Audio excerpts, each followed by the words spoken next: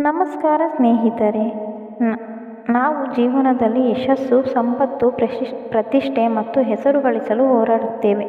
ಆದರೆ ಈ ಎಲ್ಲ ಸಾಧನೆಗಳ ನಡುವೆಯೂ ನೈತಿಕತೆ ಎಂಬ ಅಂಶವನ್ನು ನಾವು ಮರೆಯಬಾರದು. ನೈತಿಕತೆ ಇಲ್ಲದೆ ಜೀವನವು ದಿಕ್ಕು ತಪ್ಪಿದ ನಾವಿಕನ ಹಡಗಿನಂತಾಗುತ್ತದೆ. ಜೀವನ ಎಂದರೆ ಒಂದು ಪ್ರಯಾಣ. ಈ ಪ್ರಯಾಣದಲ್ಲಿ ನಾವು ಅನೇಕ ಸವಾಲುಗಳನ್ನು ಎದುರಿಸಬೇಕಾಗುತ್ತದೆ. ಕೆಲವೊಮ್ಮೆ ನಾವು ಬಿದ್ದರೂ ಮತ್ತೆ ಏಳಬೇಕು. ಆದರೆ ಈ ಎಲ್ಲ ಸಂದರ್ಭಗಳಲ್ಲೂ ನಮ್ಮ ನೈತಿಕತೆ ನಮ್ಮನ್ನು ಕಾಪಾಡುವ ಬಲವಾಗುತ್ತದೆ. ಸತ್ಯ, ಪ್ರಾಮಾಣಿಕತೆ, ಶ್ರದ್ಧೆ, ಸೇವಾ ಮನೋಭಾವನೆ ಇವು ನೈತಿಕ ಜೀವನದ ಮೂಲ ಆಧಾರಗಳು. ನಾವು ಜೀವನದಲ್ಲಿ ಏನೇ ಸಾಧಿಸಿದರೂ ನಮ್ಮ ನಡವಳಿಕೆಗಳಲ್ಲಿ ಸತ್ಯವಿರುವುದೇ ನಮಗೆ ಆಂತರಿಕ ಸಂತೋಷವನ್ನು ನೀಡುತ್ತದೆ. ನಾನೊಬ್ಬ ವ್ಯಕ್ತಿಯನ್ನು ಪ್ರೀತಿಸುತ್ತೇನೆ, ಗೌರವಿಸುತ್ತೇನೆ ಎಂದರೆ ಅದು ಅರ್ಥಪೂರ್ಣವಾಗಿರಲು ನಾನು ಅವನೊಂದಿಗೆ ನೈತಿಕವಾಗಿ ವರ್ತಿಸಬೇಕಾಗುತ್ತದೆ. ನಮ್ಮ ನಡವಳಿಕೆಗಳಲ್ಲಿ ಏಳುಗೆಯನ್ನು ತೋರಿಸುವುದು ನಮ್ಮ ನೈತಿಕತೆಯ ಪ್ರಮಾಣವಾಗಿದೆ. ಮನುಷ್ಯನು ಸಸ್ಯ, ಪ್ರಾಣಿ, ಪ್ರಕೃತಿ ಇವುಗಳೊಂದಿಗೆ ಸಹಜವಾಗಿ ವಾಸಿಸುವ ಜೀವಿ. ಆದರೆ ನಾವು ಯಾವಾಗ ನಮ್ಮ ನೈತಿಕತೆಯನ್ನು ಮರೆಯುತ್ತೇವೆಯೋ ಅಷ್ಟರಲ್ಲಿ ನಾವು ಸ್ವಾರ್ಥಕ್ಕೆ ಒಳಗಾಗುತ್ತೇವೆ.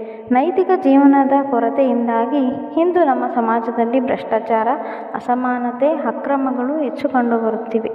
ನಾವು ಪ್ರತಿಯೊಬ್ಬರೂ ನಮ್ಮ ಜೀವನದಲ್ಲಿ ನೈತಿಕತೆಯನ್ನು ಪಾಲಿಸಿದರೆ ಈ ಭ್ರಷ್ಟತೆ ಕಡಿಮೆಯಾಗಬಹುದು.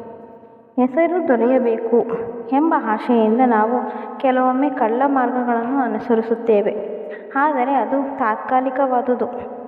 ನೈತಿಕ ಜೀವನವನ್ನು ಅಳವಡಿಸಿಕೊಂಡವರು ಇತಿಹಾಸದಲ್ಲಿ ಸದಾ ನೆನಪಿಗೆ ಬರುತ್ತಾರೆ. Mahatma Gandhiji, doctor B R. ಅಂಬೇಡ್ಕರ್ ವೀಕ್ಷಣೀಯ ವ್ಯಕ್ತಿಗಳೆಲ್ಲ ನೈತಿಕತೆಯ ಬಗ್ಗೆ ದೃಢ ನಂಬಿಕೆ ಇಟ್ಟವರು.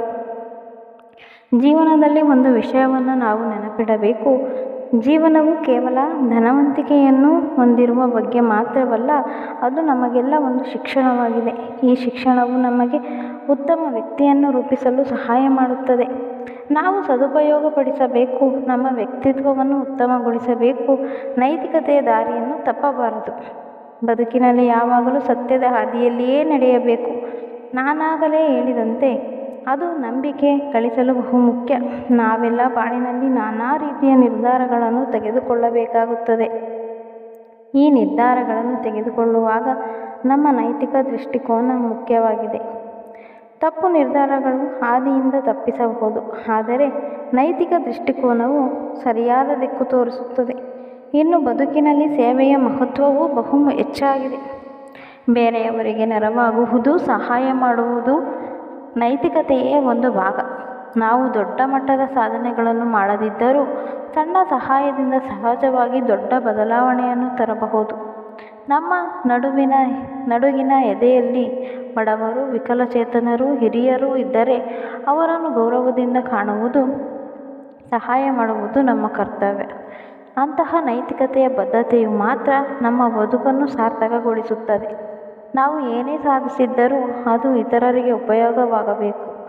ಇತರರಿಗೆ ಹಿತಚಿಂತನೆಯಿಂದಲೇ ನೈತಿಕ ಜೀವನದ ಸಾರವು ತಿಳಿಯುತ್ತದೆ. ಇದು ನಮ್ಮ ಮನಸ್ಸಿಗೆ ಶಾಂತಿ, ಸಮಾಜಕ್ಕೆ ಸಮತೋಲನ ಮತ್ತು ವಿಶ್ವಕ್ಕೆ ನೆಮ್ಮದಿಯನ್ನು ತರುತ್ತದೆ. ಇನ್ನು ಅಂತಿಮವಾಗಿ ಹೇಳಬೇಕೆಂದರೆ ಬದುಕು ಒಂದು ಆತ್ಮಸಾಕ್ಷಿಯ ಆಟವಾಗಿದೆ. ನಮ್ಮ ನೈತಿಕತೆಯ ಮೇಲೆ ನಮ್ಮ ಆತ್ಮಸಾಕ್ಷಿಯ ನಂಬಿಕೆ ಇರುತ್ತದೆ. ನಾವು ಅದನ್ನು ಕಾಪಾಡಿಕೊಂಡರೆ ಮಾತ್ರ ನಾವು ನಿಜವಾದ ಅರ್ಥದಲ್ಲಿ ಸಂತೋಷವನ್ನು ಅನುಭವಿಸಬಹುದು. ಹೀಗಾಗಿ ಸ್ನೇಹಿತರೆ, ಜೀವನದಲ್ಲಿ ನೈತಿಕತೆಯ ಹಾದಿಯಲ್ಲಿ ನಡೆಯೋಣ. ಸತ್ಯ ಮತ್ತು ಧರ್ಮದೊಂದಿಗೆ ಬದುಕನ್ನು ಮುನ್ನಡೆಸೋಣ. ಇದುವರೆಗೂ ನನ್ನ ಮಾತುಗಳನ್ನು ಗಮನವಿಟ್ಟು ಕೇಳಿದ ನಿಮಗೆ ಧನ್ಯವಾದಗಳು.